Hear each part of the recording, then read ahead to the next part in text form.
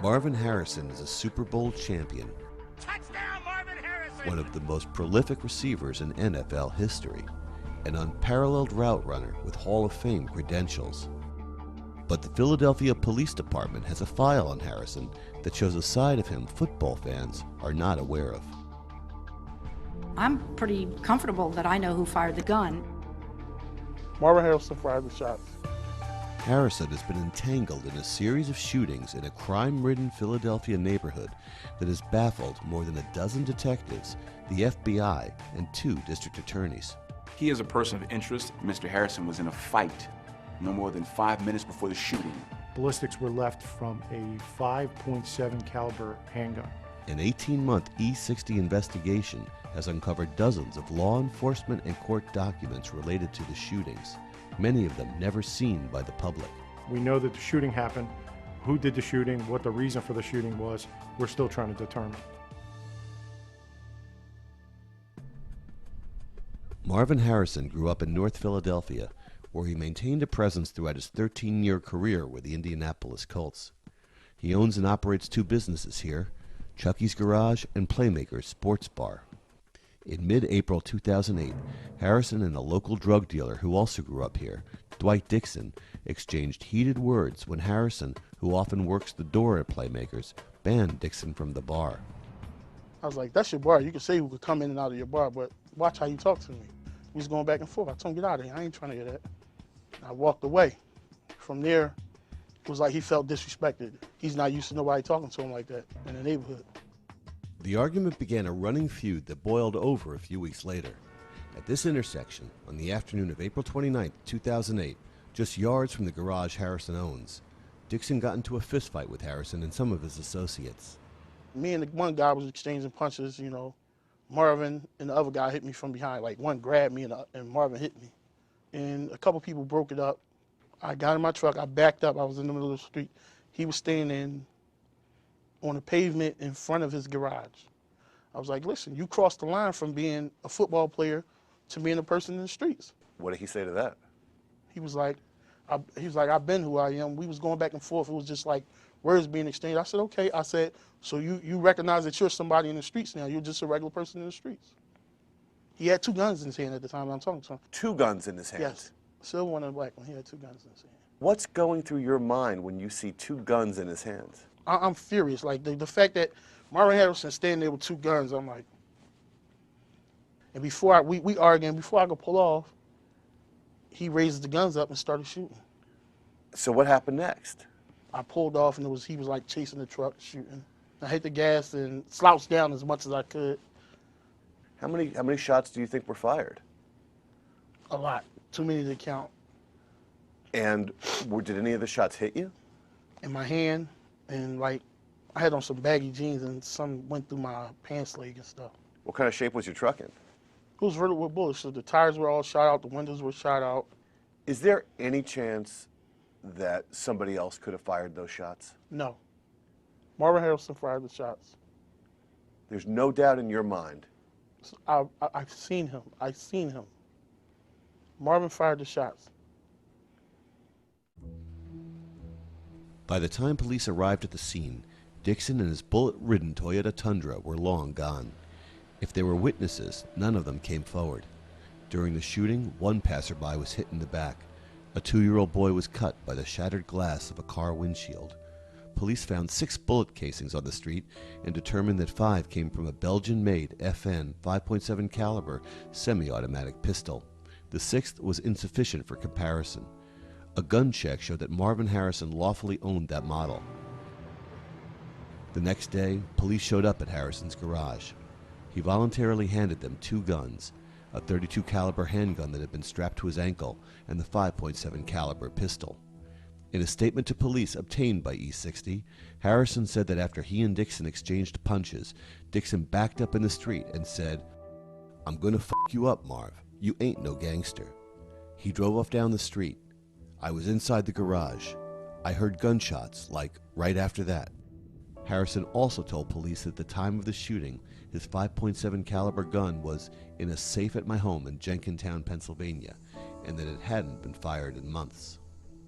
That firearm was scientifically matched to the casings that were at the scene.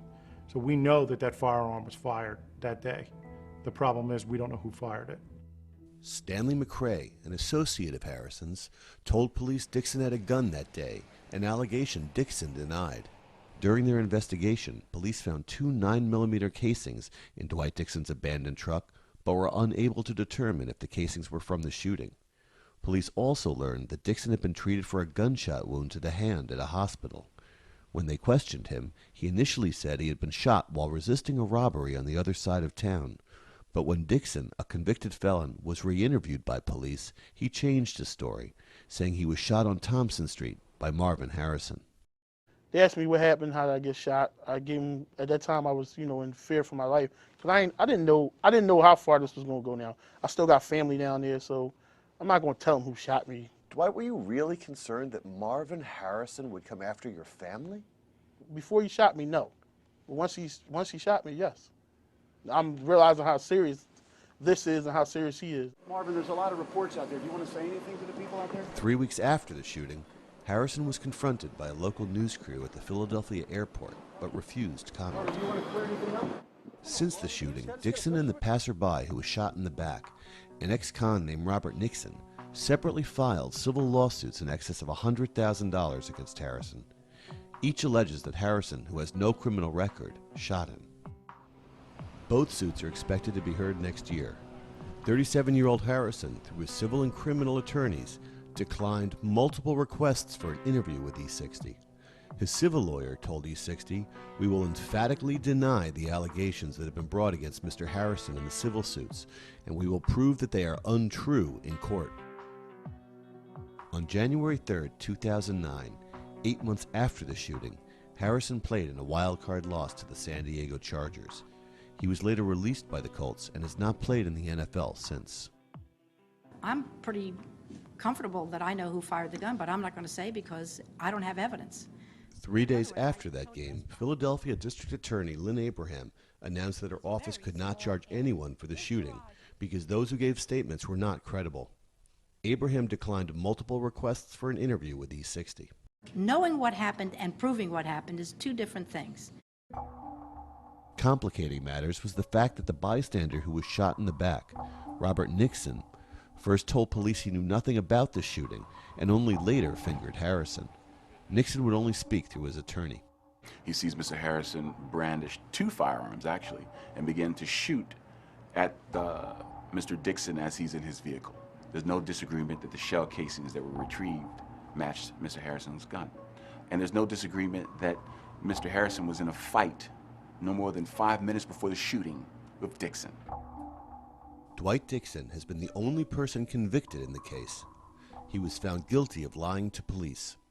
8 days later, in February 2009, he sat down for an exclusive interview with E60. Do you still hang around the neighborhood? No, not as much as I used to since this happened, because I'd be a target for something to happen to me, something further to happen to me. You're afraid? Yes. I'm gonna say I fear for myself. Like, anything can happen. I mean, Marvin's he's favorable because of who he is. So, it's easy to get somebody to do something stupid when you're rich and famous. So why would I make myself a target? 5 months after this interview, on July 21st, 2009, Dwight Dixon went to breakfast at the Chopstick and Fork, a block from Harrison's bar. Afterward, he entered a rented Toyota Camry parked out front. What we know is that an individual walked up, 6 foot tall, dark hooded sweatshirt, dark jeans, white sneakers, and fired multiple shots. Stood on the driver's side first, fired shots directly into the car, then walked around to the passenger side and continued to fire shots into the vehicle. And then he fled the scene on foot. In the upper left corner of this surveillance video, the white sneakers of the shooter can be seen crossing the street toward Dixon's vehicle, parked in front of the red car.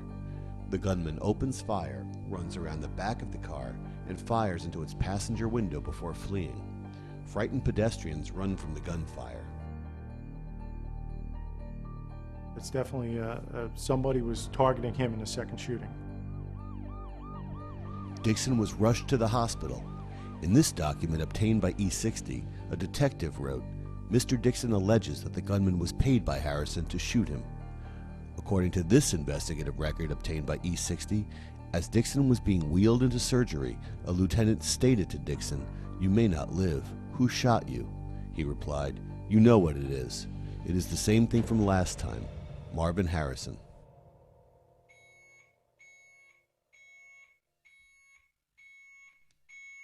After several hours of surgery, Dixon lapsed into a coma. 6 weeks later, on September 4th, 2009, Dwight Dixon died at the age of 33. He's buried at Mount Moriah Cemetery in West Philadelphia. E60 sat down with current District Attorney Seth Williams this month. Williams said he is continuing to investigate all aspects of the murder, including what turned out to be Dixon's final words implicating Harrison.